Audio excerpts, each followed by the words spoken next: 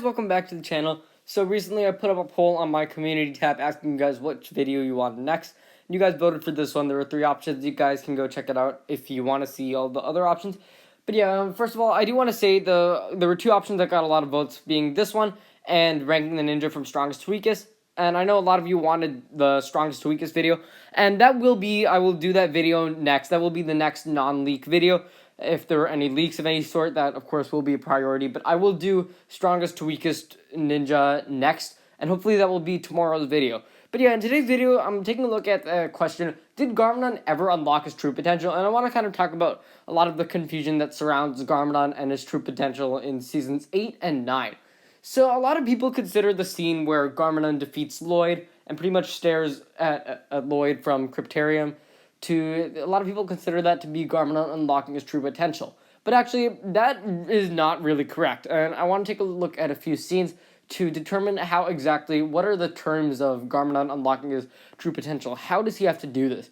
First of all, of course, episode 83, True Potential, really does explore that and introduce that idea of the villains being able to unlock their true potential.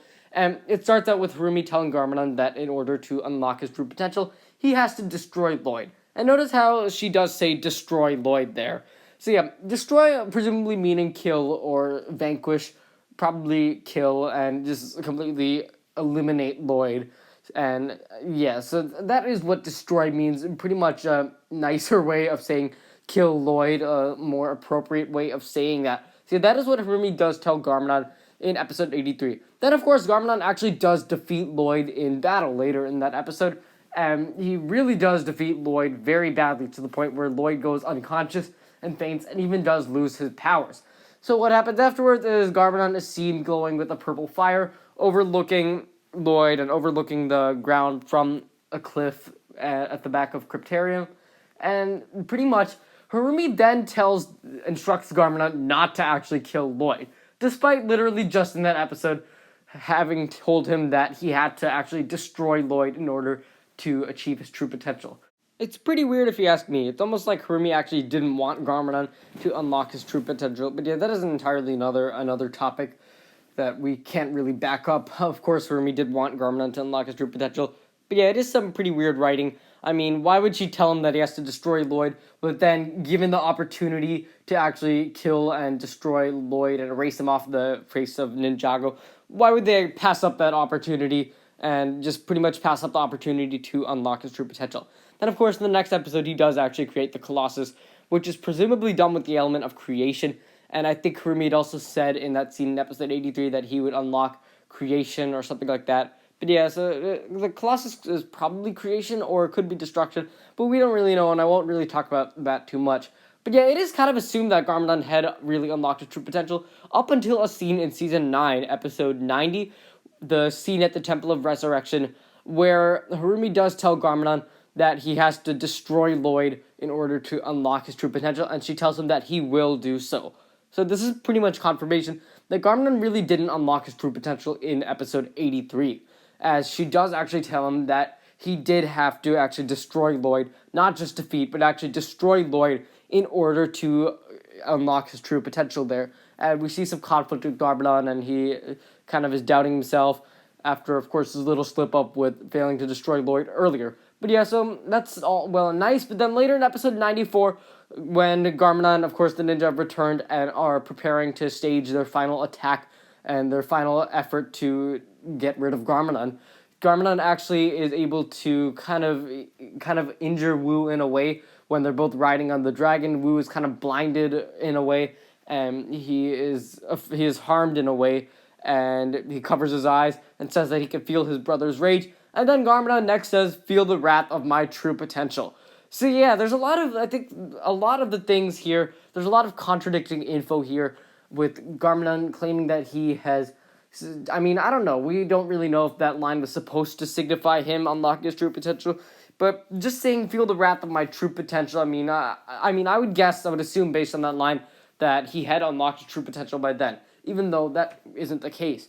So I'll just answer the question right away here. I don't think Garmadon did ever unlock his true potential in seasons 8 and 9 of Ninjago, but I do think he got pretty close to doing so. He did defeat Lloyd, and that was a major step towards doing so. He was able to harness his powers and use his powers very well. But then later on in season 9, he kind of is losing that a little bit. And then, of course, in the last episode of season 9, he's getting ever so close to unlocking his true potential. And he really does get close to doing it, but ultimately never does. So yeah, again, in my opinion, I do not think he ever unlocked his true potential, but he kind of did get halfway there. He did get pretty close to actually doing it. But yeah, I want to continue ahead with the video and talk about more stuff, such as contradicting motives and of Harumi, and just some interesting, some weird writing in my opinion. So yeah, I mean, why would Harumi tell Garmadon how to unlock his true potential and then deny him the opportunity of doing so when he was given the opportunity to actually unlock his true potential back in episode 83? I mean, he destroyed Lloyd. And that should have been the end of it all. I mean, he should have unlocked his true potential there and then, but Harumi doesn't let that happen. And that is really weird in my opinion, why she doesn't let that happen. I mean, she's been devoted to Garmadon for a long time in her life, and to just, if she knew about the true potential before and given this opportunity, why would she refuse that? I mean, she was the one who made Garmadon the Emperor of Ninjago. And I guess another motive for Harumi that I really hadn't mentioned in the video up until now was her own relationship with Lloyd and her own grudges against Lloyd.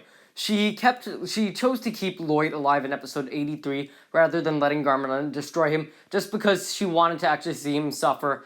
But ultimately, that was a stupid decision. It was a really, really dumb decision. And it kind of did prove in a way, show in a way that she was more devoted to having her own personal interests fulfilled rather than her actual devotion to Garmadon's own power. So that is kind of what I'm getting from this scene in a way. Then, of course, later on, we do learn that he never did unlock his true potential. And yeah, there is just a lot of stuff later on in Season 9 where we really do learn that Garmadon hadn't unlocked his true potential. And then, of course, in Season 9, that final episode, he says, "Feel the wrath of my true potential."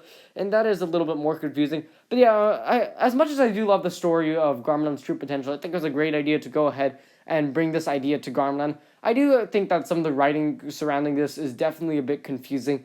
What exactly did he have to do to unlock his true potential? And, of course, did he actually do it? Did he actually unlock his true potential? Yeah, that is just some